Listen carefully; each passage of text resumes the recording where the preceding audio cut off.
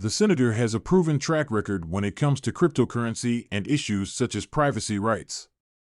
Her proposal to regulate the industry is one that crypto enthusiasts can get behind. As the world waits to see America's take on cryptocurrency regulation, crypto enthusiasts should keep one thing in mind: the industry can trust Senator Cynthia Lummis. Her proposal with Senator Kirsten Gillibrand, which we've all been waiting for action on, is bipartisan in nature. We're still awaiting the final details, but things have slowed to a crawl with the November elections around the corner. United States Securities and Exchange Commission Chairman Gary Gensler has moved forward with commentary that suggests the Commodity Futures Trading Commission will take a major role in the oversight of Bitcoin, BTC, which, in and of itself, would require congressional movement. However, we know a few things that are consequential. In particular, Lummis has said in interviews that she's welcoming comments from the industry.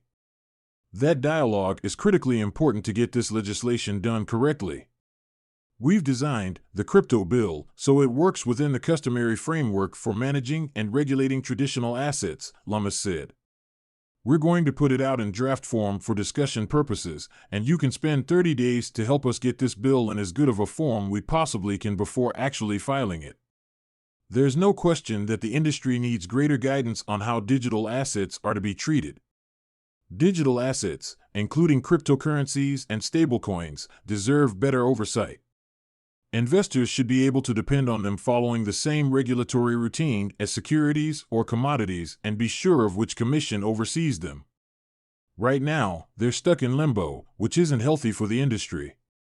Some in the industry think that any regulation is, by definition, a bad thing. But in order to truly mainstream, digital assets need to follow a rulebook that everybody can understand. Having Lummis lead this discussion means that we should feel comfortable that we have somebody fighting to find ways to make the industry viable long-term. She has a history that proves that she understands the power of blockchain technology and the benefits of innovation within the fintech sector. And, frankly, the past 6 months have not boded well for those arguing against regulation of any kind. Not only do we have headlines from disasters like Celsius Network, but there's also a steady drumbeat of 8- and 9-figure hacks that the industry seems unable to stop. Since her election to the U.S. Senate, Lummis has taken a steadfast stand for financial privacy, common sense regulation, and enhanced innovation in the financial sector. She fought against privacy overreach and compliance measures of President Joe Biden's American Families Plan.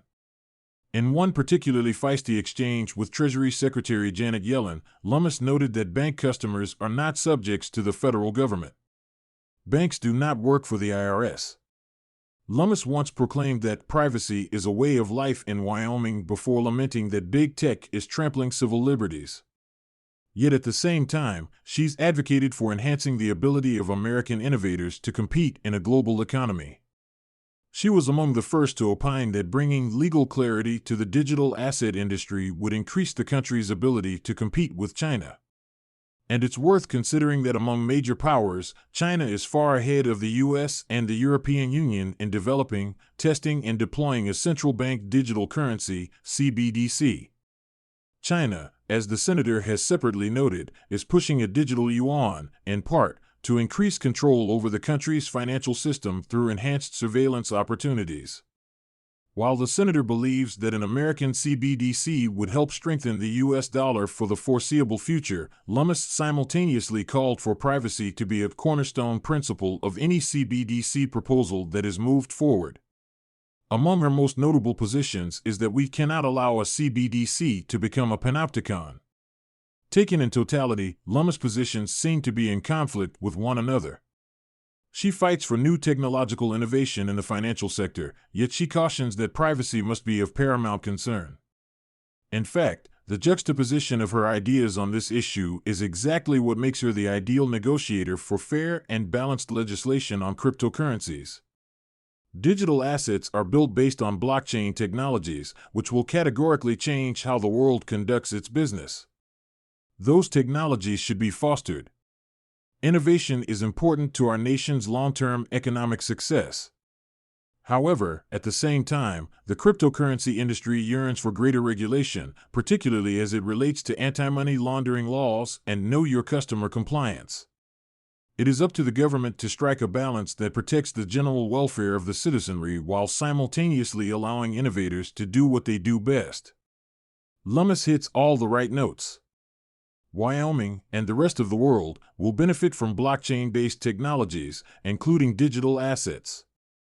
But we need a leader in the U.S. Senate who will stand up for the rights of the citizenry while ensuring that American technology providers are able to compete on the world stage.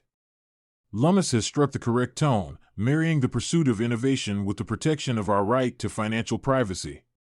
Neither privacy nor innovation is partisan ideas. They aren't even political. They are simply common sense.